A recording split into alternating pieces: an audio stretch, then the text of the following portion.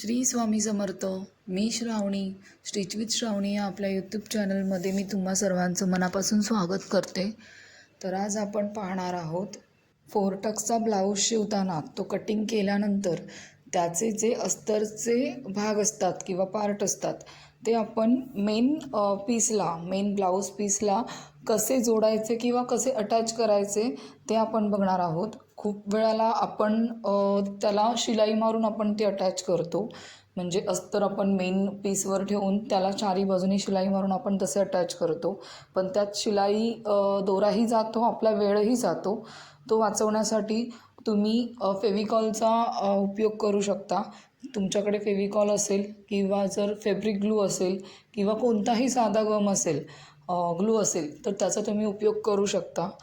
तो तुम्ही त्या अस्तरच्या भागांना, जे काही तुमचे भाग असतील, कटोरीचे असतील किंवा फोरटक्सचे असतील, जे कुठलेही असतील, ते अटॅच करताना आपण अस्तरच्या भागाला फेविकॉल लावून घ्यायचा आणि मग तो आपण म्हणजे कडेने लावून घ्यायचा आणि मग तो आपण मेन पीसवर, मेन कटिंग ब्लाऊजचं असतं पीसचं, त्याच्यावर ठेवून आपण ते व्यवस्थित ठेवायचं आणि प्रेस करायचं, म्हणजे ते त्याला चिटकवून टाकायचं. मग ते त्याला चिटकवल्यानंतर थोडा वेळ आपण ते सुकायला ठेवायचं.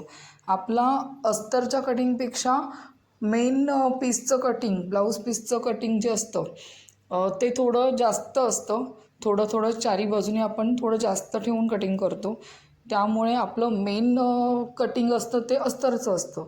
त्यामुळे आपण मेन फॅब्रिकवरती ठेवून ते चिटकवून टाकायचं आणि व्यवस्थित ते असं चिटकवायचं आणि सुकायला ठेवायचं. सुकल्यानंतर आपण चारी बाजूने त्याचे जे उरलेले जे पीस असतात ब्लाऊज पीसचे, ते आपण पूर्ण कटिंग करून घ्यायचं आणि मापात, व्यवस्थित अस्तरच्या मापात ते कटिंग करायचं. सेम तसंच आपण मागचा भागही जोडू शकतो. मागच्या भागाला मधल्या सेंटरवरती ग्लू लावून घ्यायचा आणि मग तो तुम्ही मेन पीसवर ठेवायचा सेंटरवरती आणि तो चिटकवून टाकायचा व्यवस्थित असा.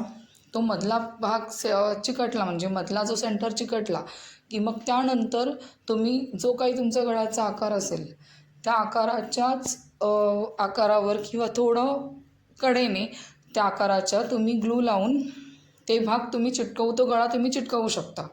मग गळ्याला पूर्ण चिटकवून घ्यायचं, त्याच आकारात जो काही तुम्ही आकार दिला असेल त्या आकारावरती ग्लू लावून तुम्ही तो गळा चिटकवायचा आणि खाली कमरेच्या इथेही तुम्ही कडेने ग्लू लावून तेही चिटकवायचं. म्हणजे जसं आपण गळ्याला आणि कमरेला शिलाई मारतो उलटवायच्या आधी, सेम तसंच तुम्ही तिथे ग्लू लावून घ्यायचा. मग अशा वेळेला कसं होतं की काही कपडे असे असतात की जे ब्लाऊज पीस की जे खूप सिल्कचे असतात, खूप असे हलणारे असतात, ते मॅनेज करायला नाही जमत, टाचण्या लावाव्या लागतात.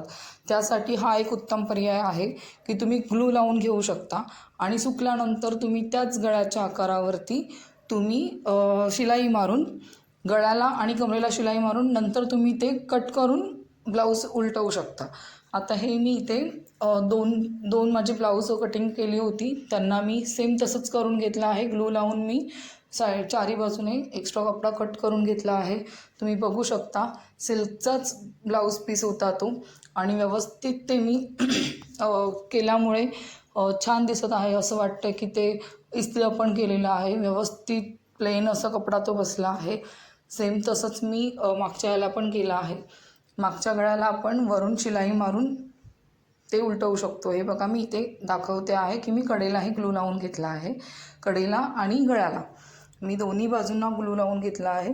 त्याच्यानंतर आपण त्यावरती शिलाई मारून सेम जसं आपण शिवतो तसंच शिलाई मारून घ्यायची गळ्याला आणि कमरेच्या बाजूला आणि मग मधून तो आपण उलटवून घ्यायचा आणि उलटवून मग आपण जसे आपण ब्लाऊज शिवतो सेम तसंच शिवायचं की वरून दाब शिलाई देऊन.